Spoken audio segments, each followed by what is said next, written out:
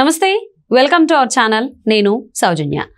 Jaganmohan Reddy London వెళ్ళి అక్కడ ఒక టెక్నాలజీని యూజ్ చేసి ఏపీలో స్ట్రాంగ్ రూమ్స్ ఉన్నటువంటి ఈవీఎంలు ఏవైతే ఉన్నాయో వాటన్నిటిని ట్యాంపరింగ్ చేసేటువంటి అవకాశం ఉంది అనేటువంటి వార్త సోషల్ మీడియాలో చక్కర్లు కొడుతోంది. సో ఈ అంశం పైన టీడీపీ శ్రేణులు కావచ్చు, అభిమానులు కావచ్చు, వీళ్ళందరూ చాలా ఆందోళన చెందుతున్నారు.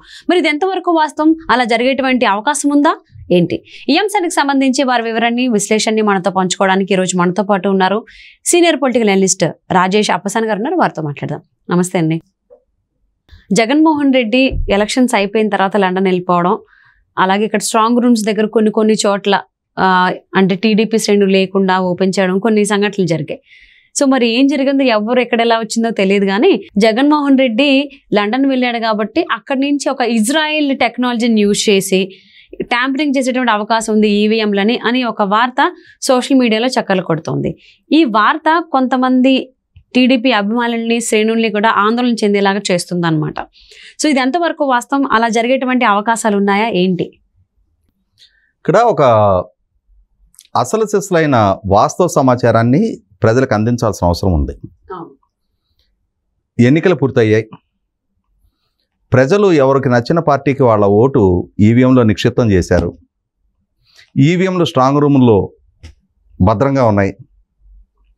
స్ట్రాంగ్ రూమ్లు 3 లేయర్ ప్రొటెక్షన్ తోటి, అంటే ఇన్నర్ సర్కిల్ సెంట్రల్ ఫోర్సెస్ తోటి, తర్వాత 2 సర్కిళ్ళు లోకల్ పోలీస్ తోటి భద్రతా వలయంలో ఉన్నాయి. స్ట్రాంగ్ రూమ్లకు సంబంధించి కొన్ని చిన్న ఇన్సిడెంట్స్ ఉంటాయి, జరుగుతాయి. అంటే ఇప్పుడు విజయనగరంలో అక్కడ పోస్టల్ బ్యాలెట్లకు సంబంధించి అక్కడ పోటీలో ఉన్న తెలుగుదేశం అభ్యర్థిని,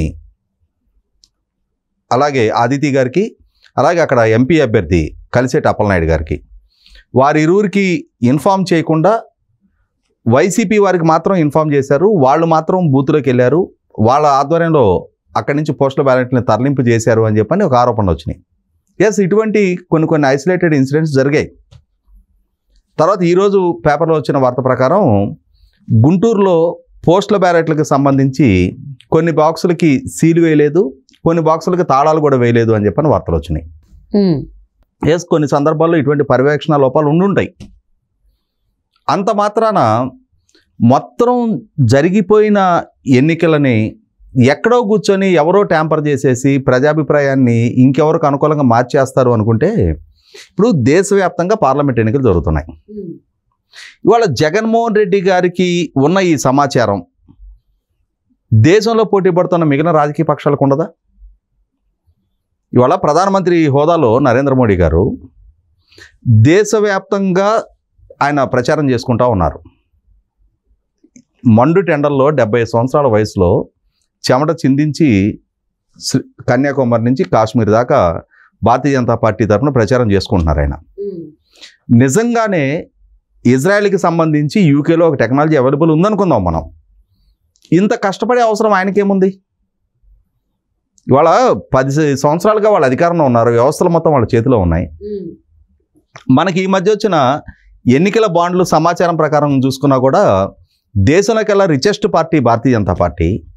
ఒకవేళ ఏదైనా డబ్బుతోటి అటువంటి టెక్నాలజీని కొనుక్కునే అవకాశం ఉంటే ఇవాళ వాళ్ళకున్న కార్పొరేట్ కాంట్రాక్ట్స్ తోటి 1,00,000 కోట్లు 2,00,000 కోట్లైనా సరే గుమ్మరించగలిగే అంతటి స్టామినా ఇవాళ పార్టీకి ఉంది. మరి దాన్ని అడాప్ట్ చేసేసుకొని శాశ్వతంగా ఇంకొక రాబోయే 5-6 ఎన్నికలకు కూడా భారతీయ జనతా పార్టీని నెగ్గేట్టుగా వాళ్ళు మ్యానిపులేట్ చేసుకోలేరా? నిజంగా నా టెక్నాలజీ అందుబాటులో ఉంటే. ఇవాళ ప్రజాభిప్రాయం కోసం నరేంద్ర మోడీ గారు అంత కష్టపడి ప్రచారం చేయాలి. ఇదే సందర్భంలో సరే, నరేంద్ర మోడీ గారికి ప్రత్యర్థిగా ఉన్న ఇండియా కూటమి రాహుల్ గాంధీ గారు 2 విడతలుగా ఎంత సుదీర్ఘ యాత్ర చేశారు. ఆయన ఎండల్లో పడి శారీరకంగా అంత శ్రమించి అంత కష్టం ఎందుకు? ఎక్కడో కూర్చొని ఎవరో అందించే టెక్నాలజీతోటి ప్రజా తీర్పుని తమకు అనుకూలంగా మలుచుకోవడానికి ఆస్కారం ఉంది అనుకుంటే ఇంత కష్టపడాల్సిన నెస్టీ లేదు. అవును, ఎండ్ ఆఫ్ ది డే డబ్బే కదా డిక్టేట్ చేస్తుంది, చేస్తే అని చెప్పని చలామణి అవుతుంది. కాబట్టి ఏంటంటే ఇవన్నీ ఒకటి, ఆంధ్రప్రదేశ్ రాష్ట్ర శాసనసభ ఎన్నికలు ఒక ప్రత్యేక పరిస్థితిలో జరిగినాయి. 5 సంవత్సరాల జగన్మోహన్ రెడ్డి గారి పరిపాలన చూసిన తర్వాత ఒక రకంగా ఒక హై ఎక్స్పెక్టేషన్ తోటి 2019 ఎన్నికల్లో ఆయనకి మెజారిటీ కట్టబెట్టి ప్రజలు ఆయనకు అధికారం అప్పచెప్తే ఆ రోజు ప్రతిపక్ష నాయకుడిగా ఆయన ప్రజలకు చేసిన వాగ్దానాలు ఇవాళ పాలకుడిగా ఆయన పాలనా తీరు చూసిన తర్వాత ఒక రకమైన ఎటువంటి భావంలో ప్రజలు ఉన్నారు అని అంటే, ఈ భారం మొయ్యలేకున్నాం, ఎప్పుడు ఈ భారాన్ని దింపేసుకోగలుగుతామా, ఈ గుదిబండ ఎప్పుడు వదిలించుకుంటామా అని చెప్పని సగటు ఆంధ్రప్రదేశ్ పౌరుడు ఆలోచిస్తూ ఉన్నాడు. ఇటువంటి పరిస్థితుల్లో ఆ ఎన్నికలు ముంచుకొచ్చిన సందర్భంగా ఎన్డీఏ కూటమి వర్సెస్ జగన్మోహన్ రెడ్డి గారుగా వైసీపీ పార్టీగా పోటాపోటీ ఎన్నిక జరిగింది. ప్రజలు కష్ట నష్టాల కోర్చి ముందుకొచ్చి వాళ్ళ ఓట్లు నిక్షిప్తం చేసేస్తున్నారు, ఫలితాల కోసం ఎదురు చూస్తూ ఉన్నారు. ఇటువంటి పరిస్థితిలో ఇటువంటి ప్రచారాల వల్ల ఏదో జగన్మోహన్ రెడ్డి గారు ఆయన ఫ్యామిలీతో పర్యటనకి వెళ్ళింది వాస్తవమే, దాన్ని ఎవరు కాదనలేరు. కానీ దాన్ని ఎక్కడికెక్కడికో ట్విస్టింగ్ సమాచారాలు ప్రజల్లోకి పంపించేయడం ద్వారా ప్రజల్ని ఆందోళనకు గురి చేస్తూ ఉన్నారు. నిజమేనా? ఇట్లా ఈవీఎంను ట్యాంపర్ చేయడానికి ఆస్కారం ఉందా అంటే, ఇప్పుడు కూటమి తరఫున పోటీ చేసిన అభ్యర్థులు, ఈ కూటమి చేసిన వాగ్దానాలు, దానికోసం కార్యకర్తలు ఇంటింటికి చేర్చిన ప్రచారం, పోల్ మేనేజ్మెంటు, జరిగిన ఘర్షణలు, ఎదుర్కొన్న దాడులు, దౌర్జన్యాలు, తగిన గాయాలు, పోలీస్ కేసులు, నిర్బంధాలు, వీటిని అన్నిటిని దాటుకొని ప్రజలు ముందుకొచ్చి ఓట్లేశారు కదా. స్వచ్ఛందంగా దేశ విదేశాల నుంచి తరలొచ్చి లక్షలాది మంది ప్రజలు ఇది మా బాధ్యత అనుకుని ఓటేశారు కదా. ఇవాళ అటువంటి వాళ్ళందరిలో కూడా ఈ ప్రచారాల వల్ల ఒక తెలియని భయం గూడు కట్టుకుంటూ ఉంటుంది. ఇంకొకటి కూడా ఏంటంటే, నేను ఆంధ్రప్రదేశ్లో పూర్వ గుంటూరు జిల్లా, ప్రస్తుత బాపట్ల జిల్లా, చుండూరు మండలం, వేటపాలెం గ్రామం మాది.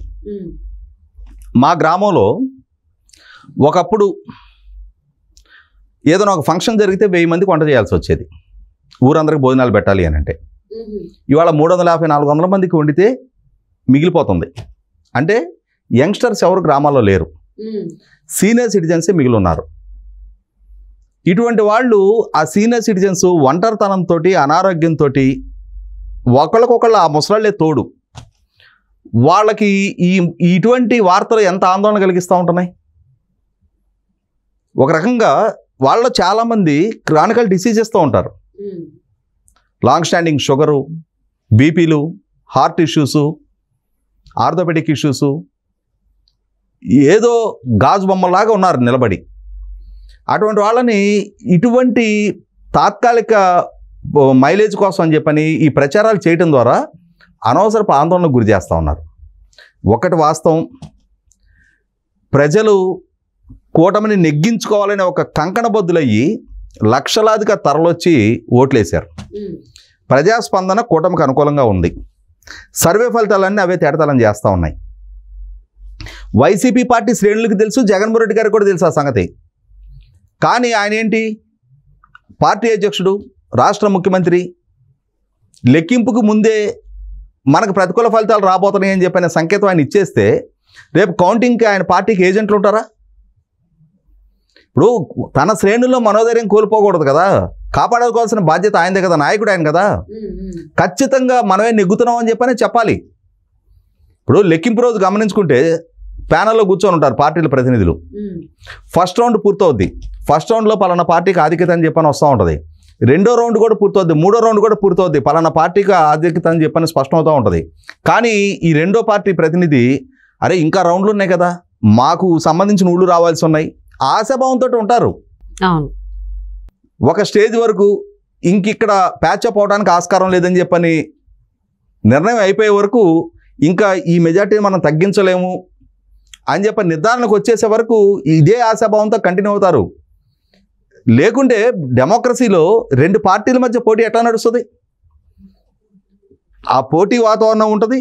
ఆ పోటీ వాతావరణంలో ఎవరి కాళ్ళు మేము ప్రజల మద్దతు పొందగలిగామని ఆశాభావం వ్యక్తం చేస్తారు. వాళ్ళ అధికార పార్టీ కూడా అదే వైఖరిలో ఉంది. అంత మాత్రాన జగన్మోహన్ రెడ్డి గారు ఇక్కడ తెలుగుదేశం పార్టీ తరఫున చంద్రబాబు నాయుడు గారు 3 సంవత్సరాలుగా 2022 మే 28వ తారీఖు ఒంగోలులో జరిగిన మహానాడు నుంచి మొదలుపెట్టి పూర్తి స్థాయి 2 సంవత్సరాలు. ఆ మహానాడు తర్వాత ఆయన బాదుడే బాదుడు అని చెప్పని రాష్ట్ర వ్యాప్తంగా పర్యటించారు. మహానాడు అవ్వగానే మినీ మహానాడు అని చెప్పని రాష్ట్ర వ్యాప్తంగా పర్యటన చేశారు. తర్వాత ఇదేం కర్మ ఈ రాష్ట్రానికని రాష్ట్ర వ్యాప్తంగా పర్యటన చేశారు. ఇరిగేషన్ ప్రాజెక్టుల విధ్వంసం అని చెప్పని రాష్ట్ర వ్యాప్తంగా పర్యటన చేశారు. మీ భవిష్యత్తుకు నా షూరిటీ అని రాష్ట్ర వ్యాప్తంగా పర్యటన చేశారు. రా కదలిరా అని చెప్పని రాష్ట్ర వ్యాప్తంగా పర్యటన చేశారు. తర్వాత లోకేష్ యువగళం పేరిట సుదీర్ఘ పాదయాత్ర చేశాడు. దానికి తోడు శంకర్రావు అని చెప్పని లోకేష్ కూడా 60-70 నియోజకవర్గాల్లో సభలు నిర్వహించాడు. యువగళం అని చెప్పని ఎన్నికల ముందు కూడా తను సభలు నిర్వహించి యువతతో ఇంటరాక్ట్ అవుతూ వచ్చాడు. భువనేశ్వర్ గారు కూడా నిజం గెలవాలని చెప్పని రాష్ట్ర వ్యాప్తంగా 7,500 కిలోమీటర్ల పర్యటన ఆమె కూడా చేశారు. అంటే ఇంతటి సుదీర్ఘకాలం ఇన్ని సభల్లో పాల్గొంటా ప్రజలను ఇంతగా చైతన్యపరుస్తా తమల్ని ఎందుకు ఎన్నుకోవాలి అని చెప్పని ప్రజలకు వివరించి చెప్తా వాళ్ళు చేసిన ప్రయత్నం. అదే సందర్భంలో పవన్ కళ్యాణ్ గారు వారాహి పేరిట ఆయన సుదీర్ఘ పర్యటన చేస్తూ వచ్చారు. ఆ పర్యటన చేస్తూ ఇవాళ తెలుగుదేశం, జనసేన, భారతీయ జనతా పార్టీతో కూడిన కూటమి ఎన్నికల్లో పోటీ చేయాలి, ప్రభుత్వ వ్యతిరేక ఓటు చీలకూడదని చెప్పిన కృతనిశ్చయంతో కూటమిగా పోటీ చేశారు. ప్రధానమంత్రి స్థాయిలో నరేంద్ర మోడీ గారు, అమిత్ షా గారి స్థాయిలో వాళ్ళు వచ్చి ప్రచారం చేశారు. రాజ్నాథ్ సింగ్ గారు, నితిన్ గడ్కరీ గారు, జేపీ నడ్డా గారు ఈ స్థాయి నాయకులు వచ్చి ప్రచారం చేశారు. అంటే ప్రజలకి కూటమి ఆవశ్యకత ఏంటి అనేది ఇంతటి స్థాయి వ్యక్తులు చాలా విస్తృతంగా ప్రజల్లోకి తీసుకెళ్లారు. ప్రజలకు నిస్తాప్రాయానికి వచ్చేశారు. పైగా తెలుగుదేశం పార్టీ విడుదల చేసిన మేనిఫెస్టో అన్ని విధాల జగన్మోహన్ రెడ్డి గారి ప్రస్తుత సంక్షేమ పథకాల కన్నా మెరుగైన సంక్షేమాన్ని ప్రజలకు అష్యూర్ చేశారు. దీనికి తోడు రాష్ట్రానికి అమరావతి మాత్రమే రాజధాని, రాష్ట్రానికి అద్భుతంగా ఇరిగేషన్ ప్రాజెక్టుల నిర్మాణం పూర్తి చేస్తాం, రోడ్ ఇన్ఫ్రాస్ట్రక్చర్ పూర్తి చేస్తాం, యువతకు ఉపాధి కల్పిస్తాం, పెట్రోల్ డీజిల్ ధరలు తగ్గిస్తాం, కరెంటు ఛార్జీలు తగ్గిస్తాం అని చెప్పని అష్యూర్ చేస్తూ వచ్చారు. ఇవన్నీ ప్రజలు పరిగణలోకి తీసుకుంటారు. ప్రజలకు నిస్తాప్రాయంతో కూటమిని గెలిపించాలని చెప్పని ఒక నిర్ణయానికి వచ్చే చోట్లేశారు. దీన్ని ట్యాంపర్ చేయడం జగన్మోహన్ రెడ్డి గారి వల్ల ఇంకొకరి వల్ల అయ్యే పని కాదది. ఇటువంటి ప్రచారాల ప్రభావంతో మీరు మానసిక ఆందోళన గురి కావాల్సిన నష్టం లేదు. మీరు ధైర్యంగా ఉండండి. నేను ఇవాళ చెప్తున్నా, రాసి పెట్టుకోండి. 1994 నాటి పరిస్థితులు ఒకసారి గుర్తు చేసుకోండి. 1994 ఎన్నికల్లో ఎన్టీ రామారావు గారి నాయకత్వంలో తెలుగుదేశం పార్టీతో పాటు మిత్రపక్షాలుగా కమ్యూనిస్ట్ పార్టీలు కలిపి పోటీ చేసినాయి. 294 స్థానాలు ఉన్న ఉమ్మడి రాష్ట్ర శాసనసభకి జరిగిన ఎన్నికలు. ఆ ఎన్నికల్లో మిత్రపక్షాలుగా పోటీ చేసిన కమ్యూనిస్ట్ పార్టీలకు 35 సీట్లు వచ్చినాయి. 89 నుంచి 94 దాకా అధికారం చెలాయించిన కాంగ్రెస్ పార్టీ 26 సీట్లకు పరిమితం అయిపోయింది. అసెంబ్లీలో ప్రతిపక్ష హోదా దక్కాలి అని అంటే 30 సీట్లు రావాలి. అంటే కాంగ్రెస్ పార్టీకి ప్రతిపక్ష హోదా కూడా దక్కల. తెలుగుదేశం పార్టీ మిత్రపక్షం కన్నా కూడా తక్కువ సీట్లకు పరిమితమైంది. ఇవాళ తెలుగుదేశం పార్టీకి మిత్రపక్షాలుగా జనసేన, భారతీయ జనతా పార్టీ 31 స్థానాల్లో పోటీ చేయబోతున్నాయి. చేసినాయి. ఈ 31 స్థానాల్లో ఈ రెండు పార్టీలు నెగ్గబోతున్న స్థానాల కన్నా కూడా తక్కువ సంఖ్యలో వైసీపీ పార్టీ పరిమితం కాబోతుంది. 1994 రిపీట్ కాబోతుంది. తెలుగుదేశం, జనసేన, భారతీయ జనతా పార్టీ కూటమి అప్రతిహత విజయం నమోదు చేయబోతుంది. మీరు గుండెల నిండా ధైర్యం నింపుకొని విజయోత్సవాలకు సిద్ధంగండి. ఈ సోకాల్డ్ ప్రచారాల ప్రభావంతో మానసిక ఆందోళనకి గురవ్వద్దు. నిత్యం నాబోటాలకు ఫోన్ కూడా చెయ్యొద్దు. ఎందుకంటానంటే నేను ఇంత వివరణ ఎందుకు ఇచ్చానంటే ఆందోళనతో చాలామంది నాకే కనీసం రోజుకు ఒక 20 ఫోన్లు వస్తున్నాయి. నేను అందరికీ ఈ ధైర్యం చెప్తా ఉన్నా. కానీ ఇది ఒక స్పష్టతతో కూడిన సందేశం ప్రజలకు చేరితే మంచిదనే ఉద్దేశంతో ఇప్పుడు మాట్లాడుతున్నా. టీడీపీ శ్రేణుల్లో కావచ్చు, ముఖ్యంగా అభిమానుల్లో ఈ ఆందోళన అంటే ఈ ఈవీఎంలు ట్యాంపరింగ్ అయిపోతాయేమో, ఇజ్రాయెల్ టెక్నాలజీ వాడేస్తాడేమో జగన్మోహన్ రెడ్డి లండన్ నుంచి చాలా భయపడుతూ ఆందోళన చెందుతున్నారు. సో వాళ్ళకి మీ మాటలతో ధైర్యం నింపారనే అనిపిస్తుందండి. Thank you so much Rajesh గారు.